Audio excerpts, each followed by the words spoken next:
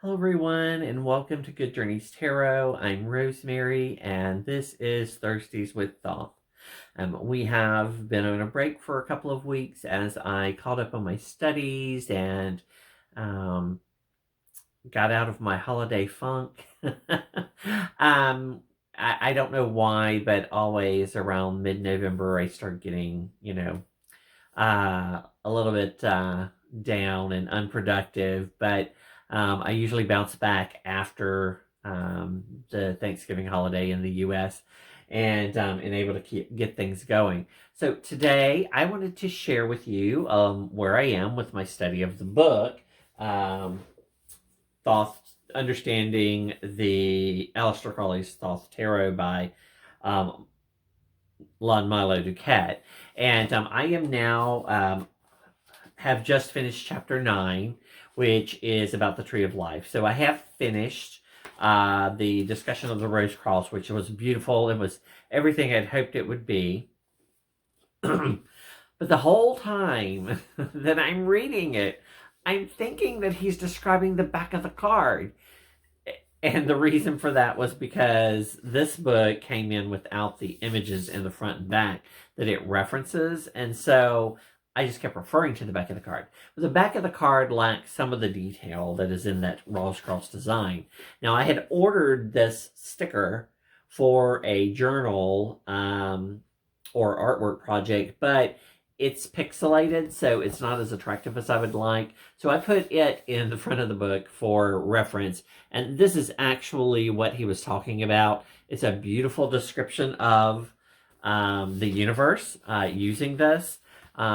And I enjoyed it. And it's very similar to what I already myself had been developing. There's the card back, which is very similar, but there's some detail, obviously, that's missing that you get in here. My dog and cat are playing under my feet.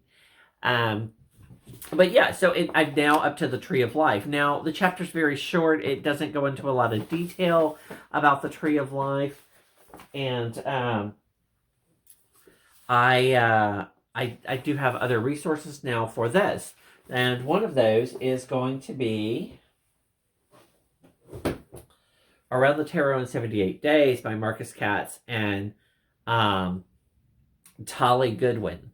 And it is set up in the order of the Tree of Life. And it references both RWS and Thoth in it, which will be good for me as a learning tool. And I'm looking forward to going through this. So I think I'm actually at a place where I'm going to pause a little bit in this book. I think I only have maybe a couple of chapters before it gets to the cards. So I'm going to look and see what they're about. Okay, so it's the colors and your Holy Guardian Angel. So I'll probably read that, and then I'm going to start working through the cards using this and this as a reference material.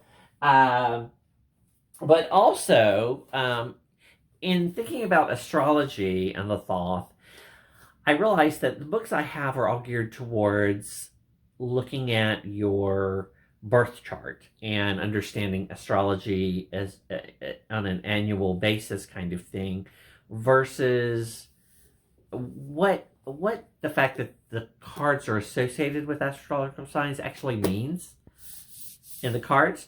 And so I purchased this book by Corinne Keener, Tarot and Astrology, which I'm going to be working through, I think, alongside with the other two books as I study the cards individually.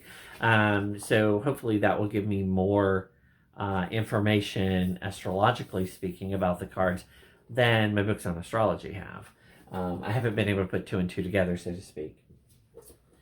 So another thing I wanted to show you related to Thoth today is I've shown you this deck. This is the Lost Hollow Tarot, which came with cards to make it either RWS or Thoth. And I decided to edge the deck. I had seen where the creator had edged their deck in red, and so I ordered red, and they started doing it. As you can see, I only got halfway through the cards the first sitting. The red proved very difficult to work with. It reminded me very much of one of my favorite MAC lipsticks. That's this bright red that would be beautiful, except for the fact that it gets everywhere and fills up every crevice on your face when you use it. It's just difficult to work with. And that's what this ink was like. I mean, this ink got everywhere. I was cleaning the cards constantly, much more than with any other the edgings that I've ever done. But I am happy with the way the color turned out. If you look at the corners there, the color actually matches the front of the card. So it's going to turn out beautifully. It's just going to take me time. I usually can edge a deck of cards in 2 days.